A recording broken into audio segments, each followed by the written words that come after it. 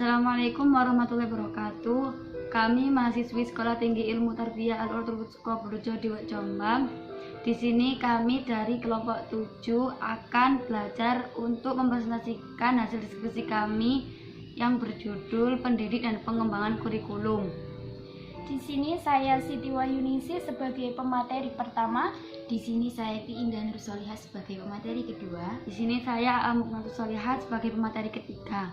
Baik, di sini saya sebagai pemateri pertama akan menjelaskan tentang pendidik sebagai inisiator dan pembimbing belajar. Guru sebagai inisiator di sini dijelaskan bahwa seorang guru pada saat di lapangan dialah yang menentukan implementasi kurikulum. Implementasi kurikulum di sini hampir semuanya bergantung pada kreativitas dan ketekunan seorang guru. Karena dialah mengetahui situasi dan kondisi pada saat di lapangan. Guru hendaknya mampu memilih dan melaksanakan metode mengajar yang sesuai dengan kemampuan siswa.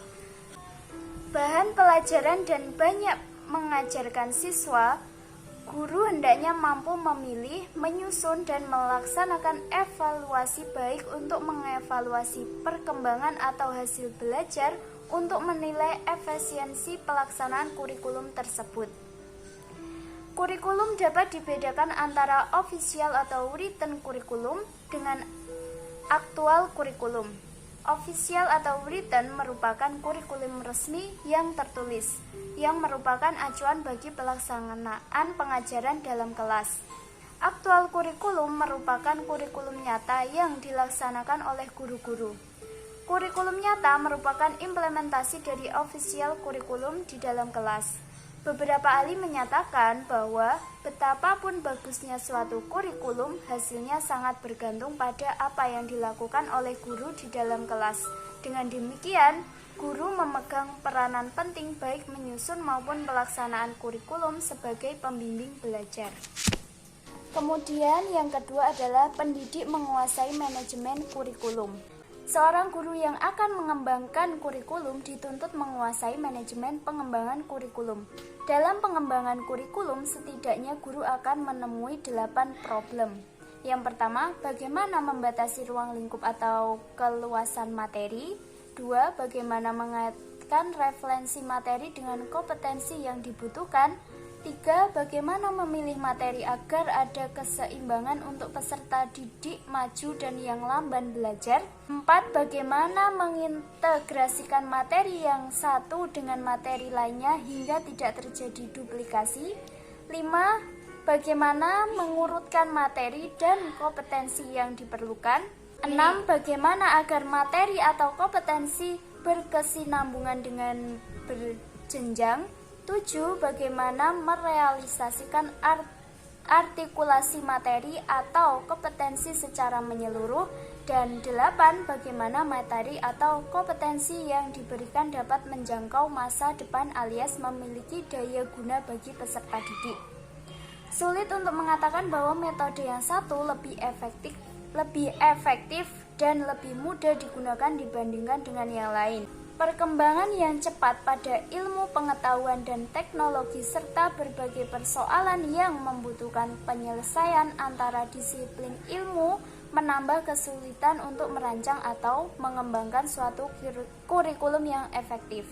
Prosedur dan perangkat proses pembuatan dan pengembangan kurikulum serta yang telah diuraikan dalam 8 problem pengembangan kurikulum di atas mencoba mengurangi kesulitan tersebut dengan langkah-langkah atau tahapan yang logis. Hal yang perlu ditekankan di sini adalah bahwa cara tersebut bukanlah resep siap pakai untuk membuat atau mengembangkan kurikulum. 8 problem pengembangan kurikulum di atas harus dipandang sebagai penahapan agar suatu proses dapat dijalankan dan diikuti. Dengan begitu, proses penjaminan mutunya lebih mudah. Pertama, The Administrative Line Staff Model. Model pengembangan kurikulum ini merupakan model pengembangan paling lama dan paling banyak dikenal.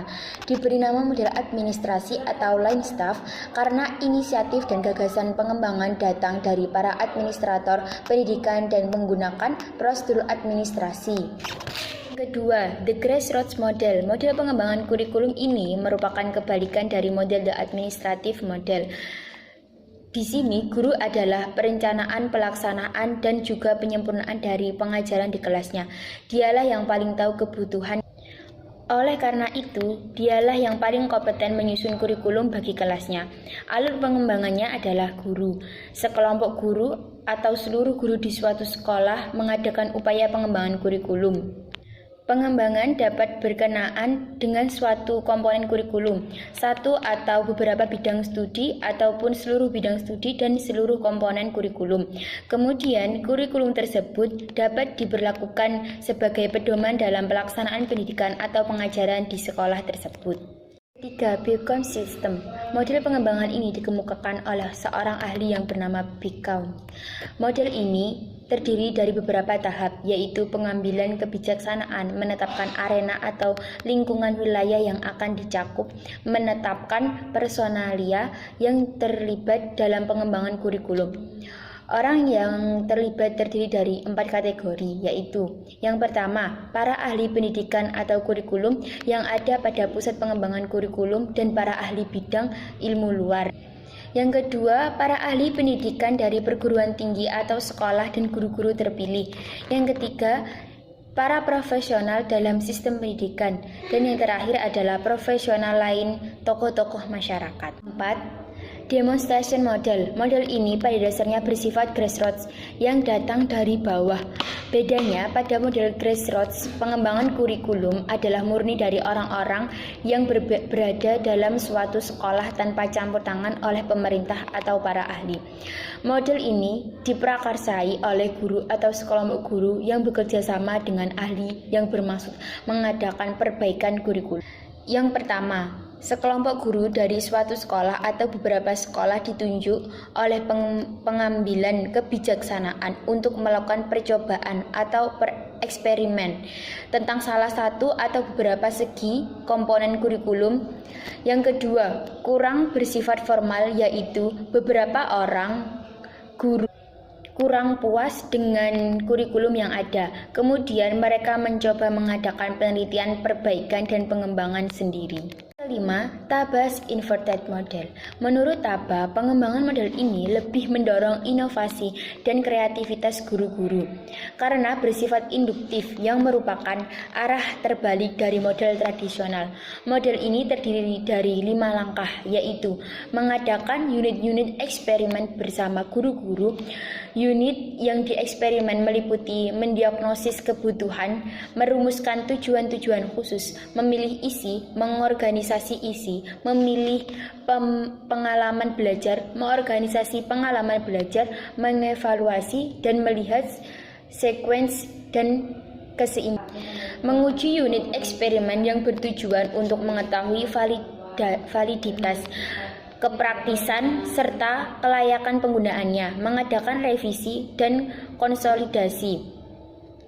Pengembangan keseluruhan kerangka kurikulum yang dilakukan untuk mengetahui apakah konsep-konsep dasar atau landasan-landasan teori yang dipakai sudah masuk atau sesuai. 6. Roger Interpersonal Relation Model. Model ini lahir dari asumsi yang menurut Roger bahwa manusia berada dalam proses perubahan, becoming, developing, gaining. Sesungguhnya ia mempunyai kekuatan dan potensi untuk berkembang sendiri. Tetapi karena ada hambatan-hambatan tertentu, ia membutuhkan orang lain untuk membantu memperlancar atau mempercepat perubahan tersebut. 7. The Systematic Action Research Model. Model ini didasarkan pada asumsi bahwa perkembangan kurikulum merupakan perubahan sosial. 8. Emerging Technical Model. Perkembangan bidang teknologi dan ilmu pengetahuan serta nilai-nilai efisiensi efektivitas dalam bisnis juga mempengaruhi perkembangan model-model kurikulum. 9. The Behavioral Analysis Model. The Behavioral Analysis Model menekankan penguasaan perilaku atau kemampuan. 10. The System Analysis Model. The System Analysis Model berasal dari gerakan efisiensi bisnis. Langkah pertama dalam model ini adalah menentukan spesifikasi perangkat hasil belajar yang harus dikuasai siswa. 11. The Computer Based Model. The Computer Based Model suatu model pengembangan kurikulum dengan memanfaatkan komputer. Fungsi model pengembangan kurikulum. A. Sebagai pedoman bagi guru untuk memilih model pengembangan yang sesuai dengan pelaksanaan pengembangan kurikulum di lapangan. B. Sebagai bahan pengetahuan untuk melihat lahirnya bagaimana sebuah kurikulum tercipta dari mulai perencanaan sampai pelaksanaan di lapangan. Yang mungkin selama ini guru hanya mengetahui bahwa kurikulum itu sebagai sesuatu yang siap saji, padahal melalui proses yang panjang sesuai dengan model mana yang dipilih oleh pengembang kurikulum atau pengambil kebijaksanaan. C. Sebagai bahan untuk menyusun kurikulum yang sesuai dengan visi, misi, karakteristik, dan sesuai dengan pengalaman belajar yang diharapkan atau dibutuhkan oleh siswa. D. Sebagai bahan untuk mengadakan penelitian yang merupakan bagian tugas profesional guru yang memiliki tanggung jawab dalam meningkatkan kinerja sebagai guru. E. Sebagai bahan untuk melihat perbandingan dan keberhasilan tentang model pengembangan kurikulum yang digunakan suatu sekolah, yang nantinya diharapkan untuk memperbaiki kurikulum yang dilaksanakan.